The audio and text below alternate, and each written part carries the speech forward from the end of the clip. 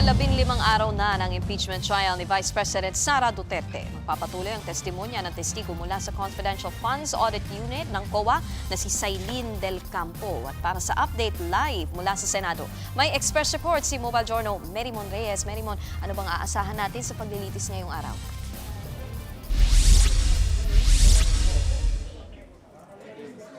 Nikki, nakaupo pa rin sa witness stand itong si COA State Auditor Sailin May Del Campo para naman sa direct examination o pagtatanong ng depensa sa kanya ngayong ika-15 araw ng impeachment trial.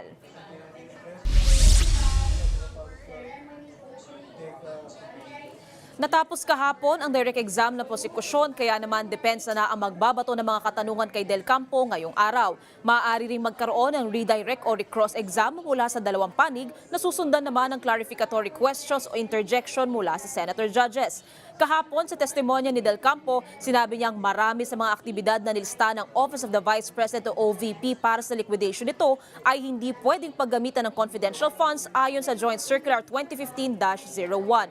Nilista kasi ng VP ang tree planting, wheelchair distribution, pati mga Christmas party. Pero kumambyo dyan ang defense team ni VP Sara. Nilinaw nilang hindi naman direktang ginamit yung pera para sa Christmas and tree planting activities. Ang ginastusan daw ng pondo ay para masiguro ang seguridad ng mga aktibidad. Samantala, Nikki, bago magsimula ang paglilitis, sinabi sa atin kanina ni Impeachment Court spokesperson Attorney Reggie Tonggol na bagaman kinumpirma ng DOJ na mayroon ng grave threats na kaso laban kay VP Sara Duterte, magpapatuloy ang impeachment trial kahit ano pa ang mangyari sa labas ng korte. Pagtanggal sa pwesto at perpetual disqualification lamang daw ang pinapataw na parusa sa impeachment trial para sa opisyal na nililitis at hindi aniya sakop ng impeachment court ang naturang kasong kriminal. Hindi rin daw mawawala ang kaisipang maaaring maimpluwensyahan nito ang pag-iisip ng mga senator judge pero yan daw talaga ang political nature ng ganitong mga paglilitis.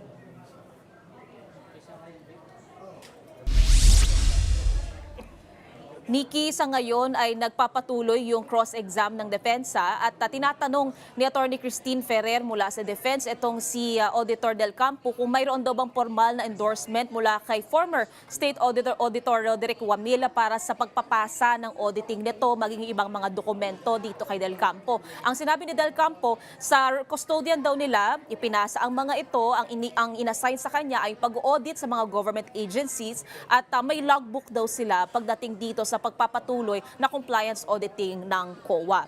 Nakapila rin sana ngayong araw para tumestigo itong sina House of Representatives Records Custodian Madvic Pareha at dating Special Disbursement Officers ng OVP pati ng DepEd na sina Gina Acosta at Edward Fajarda. Pero mamayang hapon ilalatag din ang prosekusyon kung magkakaroon ng pagbabago sa schedule o sa listahan ng mga ipapatawag nilang testigo sa susunod na linggo. Habang wala pang pinal na hatol ang impeachment court kung mauusog ba ang impeachment trial sa hapon kumpara ngayon na umaga hanggang alas 3 ng hapon ginagawa ang paglilitis. At yan muna ang latest mula dito sa Senate Impeachment Court. Balik sa iyo, Nikki.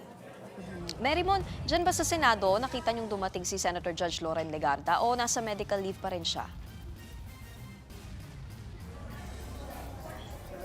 Nikki, last week kasi mayroong letter na pinadala ang opisina ni Senator Loren Legarda kay Senate Secretary at Clerk of Court Attorney Ray Bantug na on medical leave daw si Senator Loren mula August 3 hanggang August 5. Samantala kahapon, kinumpirma rin ni Secretary Bantug na nag-send ulit ng letter itong opisina ng Senadora na sinasabing August 11 hanggang August 12 ngayong araw mananatiling on medical leave ang Senadora. Kaya hindi pa natin nakahagilap simula pa nitong lumipas na linggo si Senator Loren Legarda sa impeachment maging sa sesyon. Nikki.